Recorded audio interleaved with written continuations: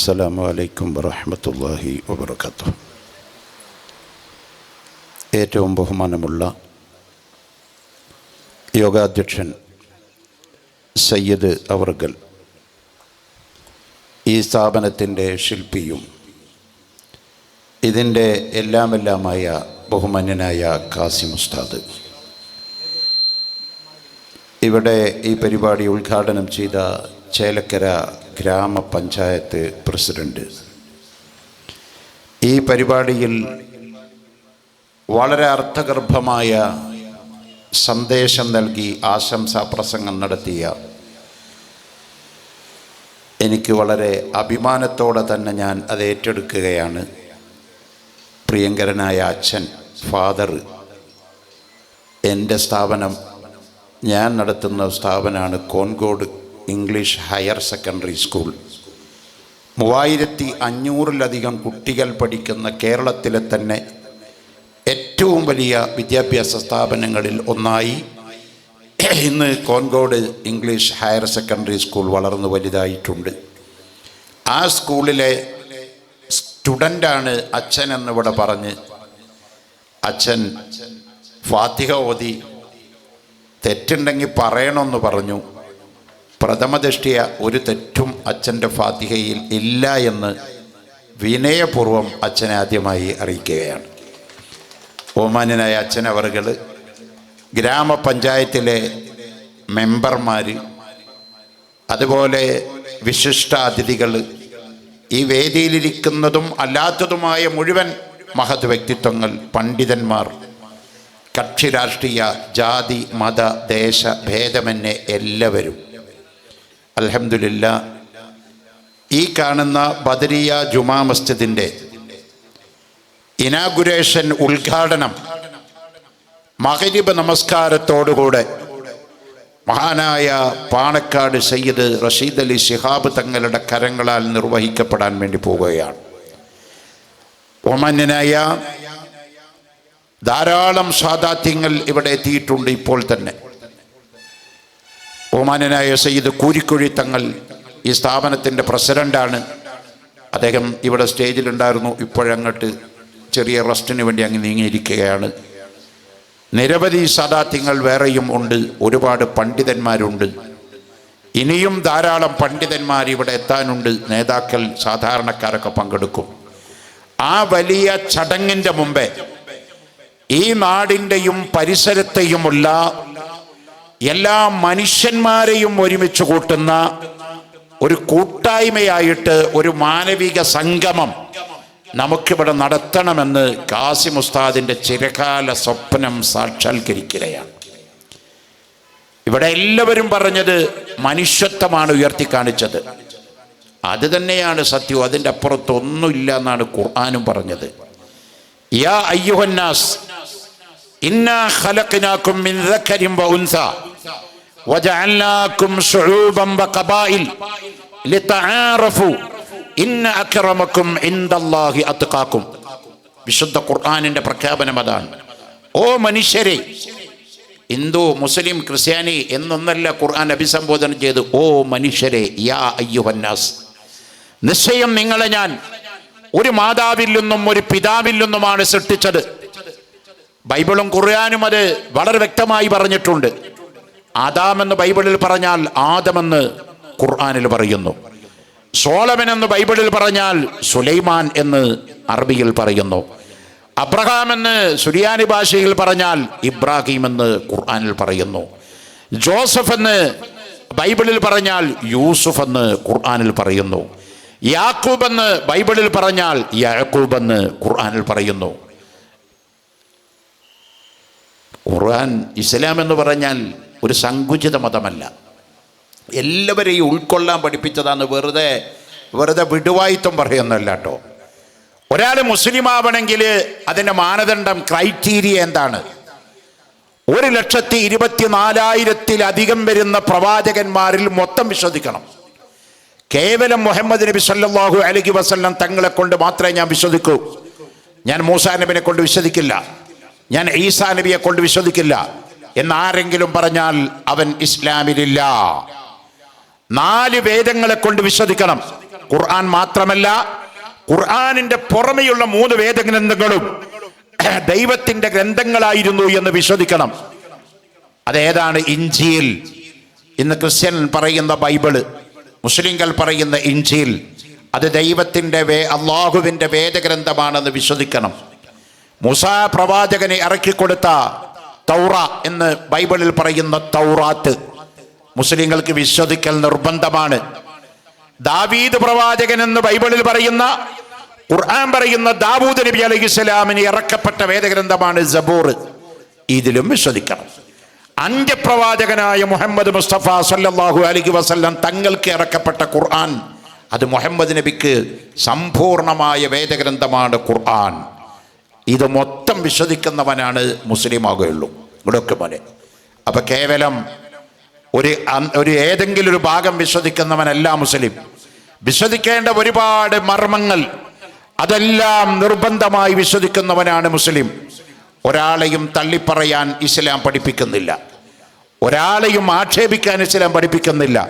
വിശുദ്ധ ഖുർആനിൽ ഒരായത്തുണ്ട്, സൂറത്തുൽ കാഫിറൂൻ എന്ന് പറഞ്ഞൊരു അധ്യായത്തിൽ അള്ളാഹു പറയുകയാണ്, നബിയെ, നിങ്ങൾ ആരെങ്കിലും ആക്ഷേപിച്ചാൽ, നിങ്ങൾ ആരെങ്കിലും ചീത്ത പറഞ്ഞാൽ, നിങ്ങളെ വിശ്വസിക്കുന്ന നിങ്ങളുടെ വിശ്വാസങ്ങളെ ആരെങ്കിലും പരിഹസിച്ചാൽ അവർക്ക് നിങ്ങൾ എന്ത് മറുപടിയാണ് കൊടുക്കേണ്ടത്?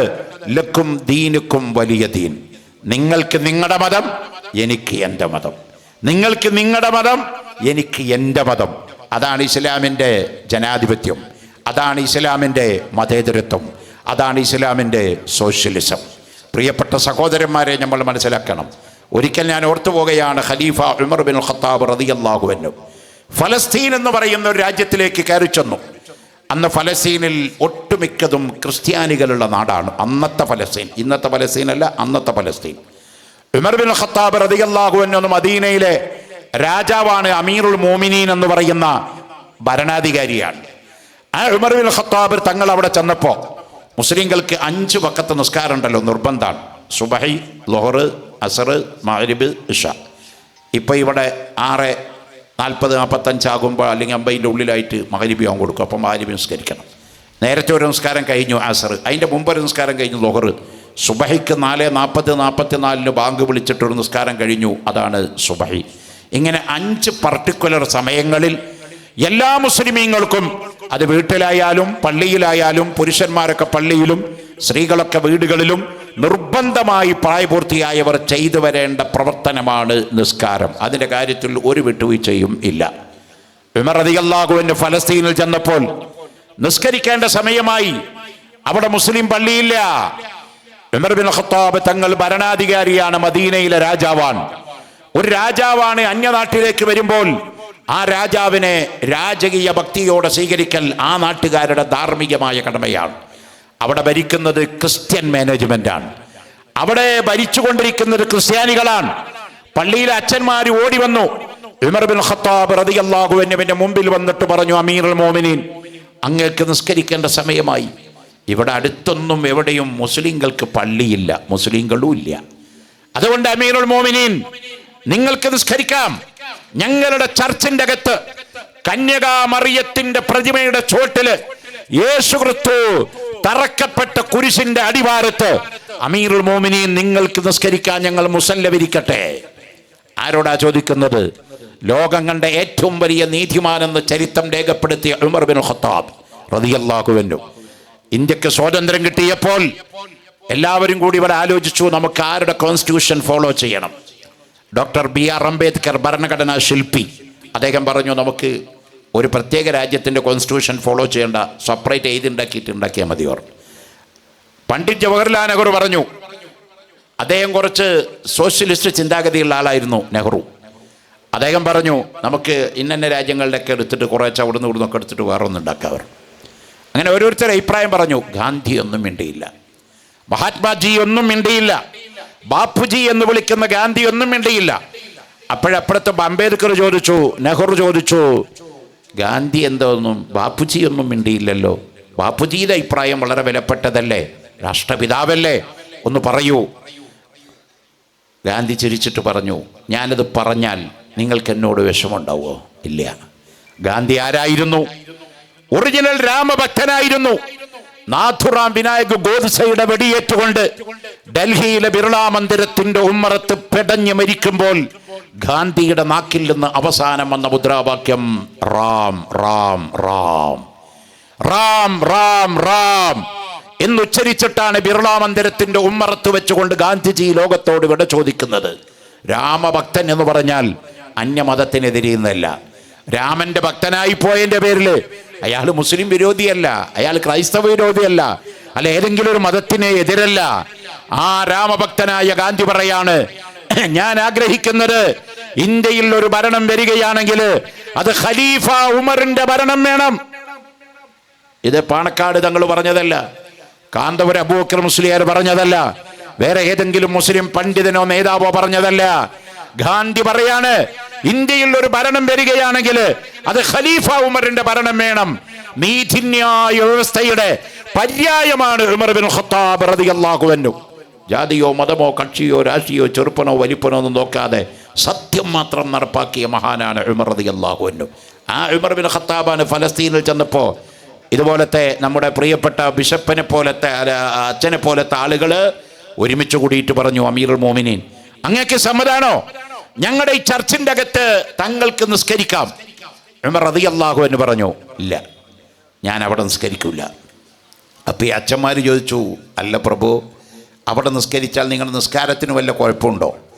അമ്പലത്തിൻ്റെ അകത്തോ ചർച്ചിൻ്റെ അകത്തോ ഞങ്ങൾ സമ്മതം തന്നിട്ട് നിങ്ങൾ നിസ്കരിച്ചാൽ നിങ്ങളുടെ നിസ്കാരത്തിന് വല്ല കുഴപ്പമുണ്ടോ? മതപരമായി കംപ്ലൈൻ്റ് ഉണ്ടോ?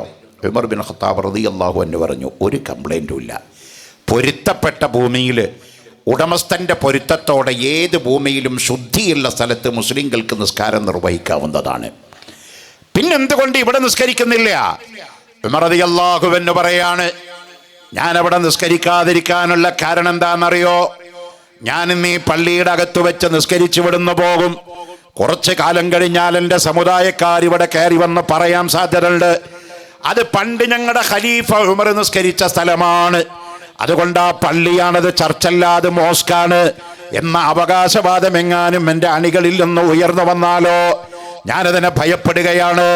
അതുകൊണ്ട് എനിക്ക് മുസല്ല തരൂ, ഞാൻ ഈ ചർച്ചിൻ്റെ ഉമ്മറപ്പടിയിൽ പുറത്തു വെച്ചിട്ട് നിസ്കരിച്ചോളാം എന്ന് പറഞ്ഞിട്ട് മൈതാനത്ത് പോയി നിസ്കരിച്ച അമീറുൽ മുഅ്മിനീൻ ഉമർ ബിൻ ഖത്താബ് റളിയല്ലാഹു അൻഹു. അതാണ് ഇസ്ലാമിൻ്റെ നീതി. ഒരു മതത്തിൻ്റെയും അവകാശങ്ങളെ കൈയിട്ട് വാരാനോ ഒരു ആരാധനാലയങ്ങളെ പിടിച്ചെടുക്കാനോ ഇസ്ലാം മെനക്കെട്ടിട്ടില്ല. ഒരു മതവും അങ്ങനെ മെനക്കെട്ടിട്ടില്ല. ഈ ഭാരതം എന്ന് പറഞ്ഞാൽ ഹിന്ദുമതത്തെയും ക്രിസ്തുമതത്തെയും ബുദ്ധമതത്തെയും ജൈനമതത്തെയും പാർസി മതത്തെയൊക്കെ നെഞ്ചിലേറ്റിയ വല്ലാത്തൊരു സംസ്കാരത്തിൻ്റെ നാടാണ് നമ്മുടെ ഭാരതം. ഹിജറ 5 1400 കൊല്ലം മുമ്പേ ഇസ്ലാമിൻ്റെ പ്രബോധനത്തിന് വേണ്ടി സ്വഹാബത്ത് ഇവിടെ കയറി വന്നപ്പോൾ ആ സ്വഹാബത്തിന് ഭക്ഷണം കൊടുത്തു, വെള്ളം കൊടുത്തു, വസ്ത്രം കൊടുത്തു, കിടക്കാൻ സ്ഥലം കൊടുത്തു.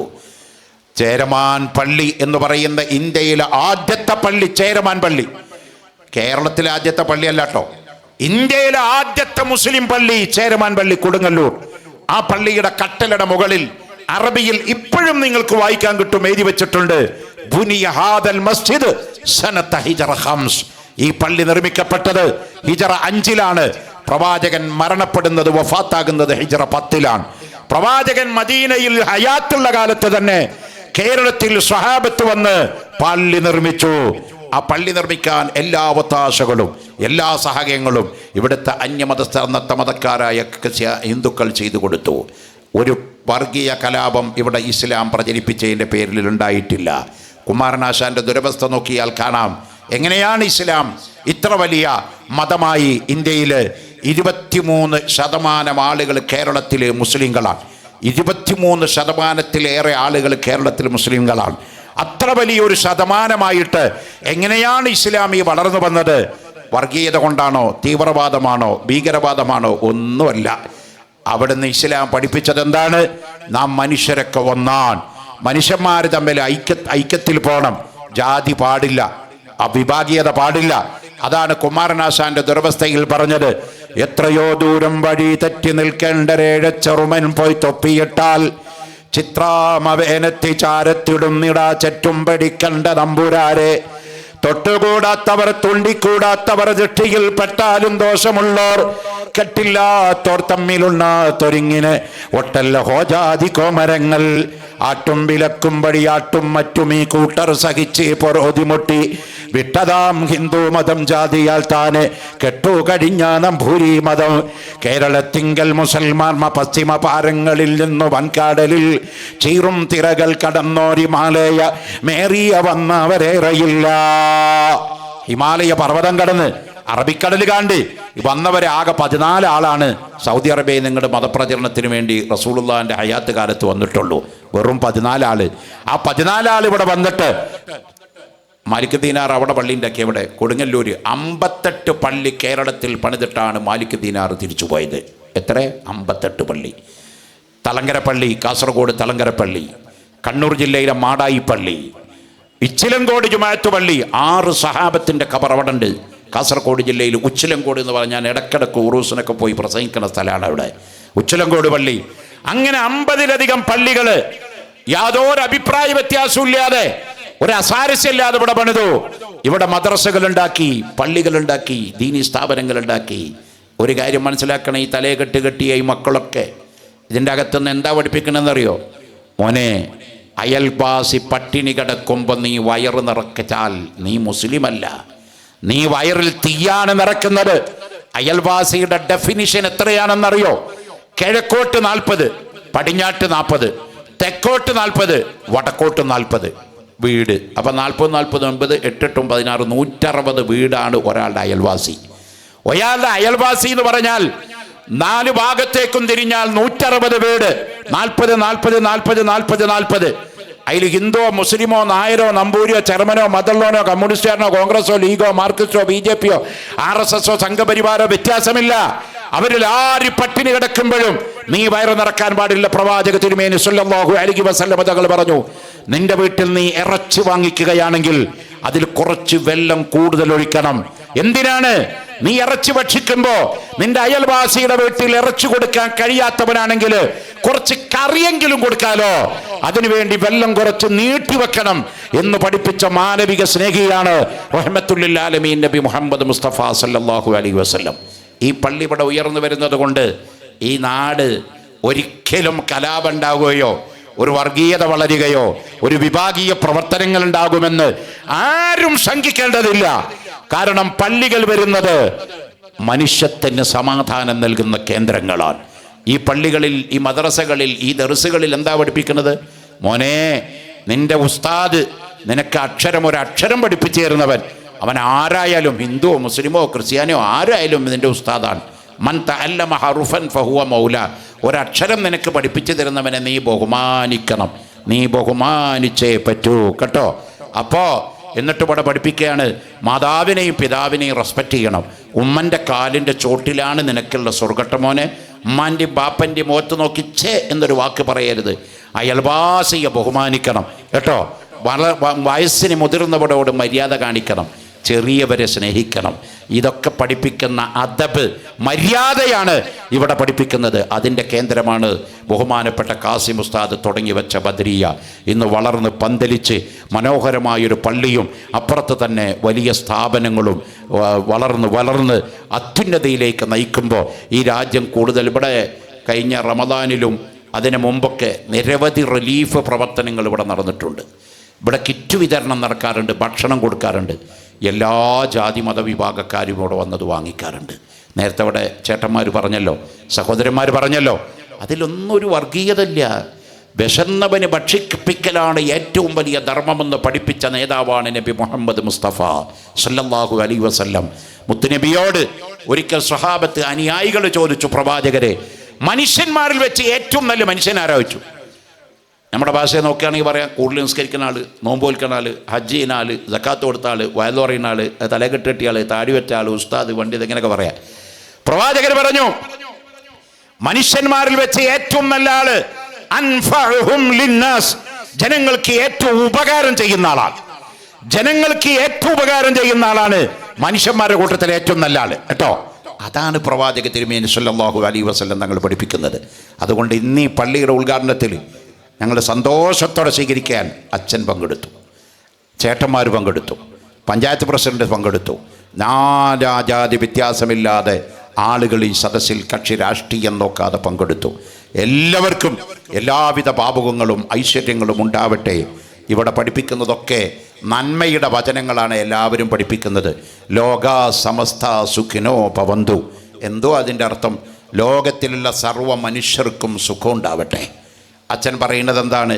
അത്യുന്നതങ്ങളിൽ ദൈവത്തിന് സ്തോത്രം, ഭൂമിയിൽ സന്മനസ്സുള്ളവർക്ക് സമാധാനം. ബൈബിളിൻ്റെ വചനമാണത്. അത്യുന്നതങ്ങളിൽ ദൈവത്തിന് സ്തോത്രം. നമ്മളും പറയുന്ന അതിനല്ലേ അൽഹംദുലില്ലാഹി റബ്ബിൽ ആലമീൻ. അച്ഛനിവിടെ ഫാത്തിഹ ഓതി. അതിൻ്റെ അർത്ഥം അച്ഛൻ അറിയുമെന്ന് എനിക്കറിയില്ല. അറിയണം, അറിഞ്ഞിട്ടുണ്ടാവും. അൽഹംദുലില്ലാഹി റബ്ബിൽ ആലമീൻ, സർവ്വലോക സംരക്ഷകനായ അള്ളാഹുവിനാണ് സർവസ്തുതിയും. അതതിൻ്റെ അർത്ഥം. അതിലെവിടെയും വർഗീയതല്ല.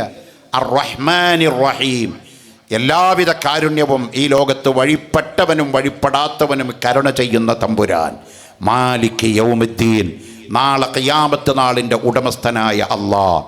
ആ അള്ളാഹുവിന് മാത്രമാണ് ഞങ്ങൾ നിസ്കരിക്കുന്നത്, ആ അള്ളാഹുവിന് മാത്രമാണ് ഞങ്ങൾ ആരാധിക്കുന്നത്.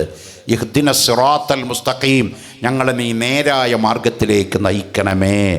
നല്ല വഴി എന്ന് പറഞ്ഞാൽ ആരാ? സിറാത്തൽ ലദീന അൻഅംത അലൈഹിം, അവർക്ക് നീ അനുഗ്രഹം ചെയ്ത ആളുകൾ ഒരുപാടുണ്ട്. അമ്പിയാക്കൾ, അതുപോലെ പണ്ഡിതന്മാർ, ഔലിയാക്കൾ തുടങ്ങിയ നല്ല നല്ല മഹത്തുക്കൾ, അവർ നയിച്ച വഴിയുണ്ടല്ലോ. ഗൈറുൽ മഗ്ദൂബി അലൈഹിം വലദ്ദാലീൻ, നീ അവരുടെ മേൽ കോപിച്ചവരുമല്ല പിഴച്ചവരും പിഴപ്പിക്കുന്നവരുമല്ലാത്ത നല്ല മനുഷ്യരുണ്ടല്ലോ, അവരുടെ വഴിയിലേക്ക് ഞങ്ങളെ നീ എത്തിക്കണേ. എന്നിട്ട് അപ്പോഴാണ് നമ്മളൊക്കെ പറയുന്നത് ആമീൻ. അവിടെ ആമേൻ എന്ന് പറയുമ്പോൾ നമ്മളിവിടെ ആമീൻ എന്ന് പറയണു. അച്ഛൻ പഠിപ്പിക്കുന്നത് അവിടെ ആമേൻ എന്നാണ് പറയുന്നത്.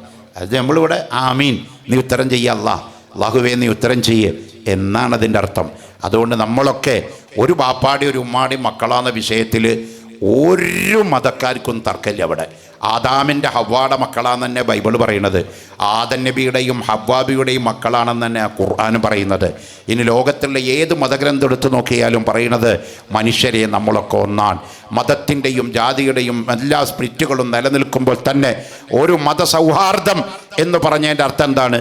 എല്ലാ മതക്കാർക്കും ഇതുപോലെ പങ്കെടുക്കാൻ പറ്റുന്ന വേദികളിലൊക്കെ വരണം, ഒരുമിച്ച് കൂടാൻ പറ്റുന്നിടത്തൊക്കെ ഒരുമിച്ച് കൂടണം, സ്നേഹിക്കാൻ പറ്റുന്ന മേഖലകളൊക്കെ നമ്മൾ ഒന്നിച്ച് നീങ്ങണം. പള്ളിയിൽ വന്ന് അച്ഛൻ വന്ന് നിസ്കരിക്കണം എന്നത് സൗഹാർദ്ദം എന്ന് പറയേണ്ടയില്ല. അമ്പലത്തിൽ പോയിട്ട് മുസ്ലിങ്ങൾ പൂജിക്കണം എന്നുള്ളതും അല്ല സൗഹാർദ്ദം. അതുപോലെ തന്നെ ചർച്ചിൽ പോയിട്ട് മുസ്ലിങ്ങൾ പോയി നിസ്കരിക്കണം എന്നുള്ളതല്ല. അതൊക്കെ ഓരോ മതവിശ്വാസങ്ങൾ അവരുടെ ആചാര അനുഷ്ഠാനങ്ങളൊക്കെ ചെയ്യുമ്പോൾ തന്നെ അതിൻ്റെ അപ്പുറത്ത് നമുക്ക് ഇതുപോലെ ഒരുമിച്ചിരിക്കാം, ഒന്നിച്ച് വിവാഹവേദിയിൽ പങ്കെടുക്കാം, ഒന്നിച്ച് ഒരേ ടേബിളിൽ ഒരു പാത്രത്തിൽ നിന്ന് ഒന്നിച്ച് ഭക്ഷണം കഴിക്കാം, ഒന്നിച്ച് കൈപിടിച്ചിരിക്കാം, തൊട്ടുരുമിരിക്കാം, സ്നേഹത്തോടെ പെരുമാറാം, നല്ല നിലയ്ക്ക് എല്ലാ കാര്യങ്ങളും പങ്കുവെക്കാം, എല്ലാ മതക്കാരുടെയും നന്മകൾക്ക് വേണ്ടി പിന്തുണ പ്രഖ്യാപിക്കാം. ഇത്തരം നമ്മൾ ഇന്ന് ഇവിടെ ഉദ്ഘാടനം ചെയ്യുന്ന ഈ മസ്ജിദുൽ ബദരിയയ്ക്ക് കക്ഷി രാഷ്ട്രീയ ജാതി മതവേഷമന്യേ എല്ലാവരുടെയും സപ്പോർട്ടും പിന്തുണയും ബഹുമാനപ്പെട്ട കാസിം ഉസ്താദ് നേതൃത്വം നൽകുന്ന ഈ ബദരിയക്കും ഉണ്ടാവണം എന്ന് എല്ലാ നേതാക്കളെയും ഇരുത്തിക്കൊണ്ട് ഞാൻ എൻ്റെ ചെറിയ പ്രസംഗം ഉപസംഹരിച്ചുകൊണ്ട് അഭ്യർത്ഥിച്ചുകൊണ്ട് ഞാൻ എൻ്റെ വാക്കുകൾ ഉപസംഹരിക്കുന്നു. വആഖിറു ദഅ്വാനാ അൽഹംദുലില്ലാഹി റബ്ബിൽ ആലമീൻ. എല്ലാവർക്കും നന്ദി രേഖപ്പെടുത്തുന്നു. അസ്സലാമു അലൈക്കും വറഹ്മത്തുള്ളാഹി വബറകാതുഹു.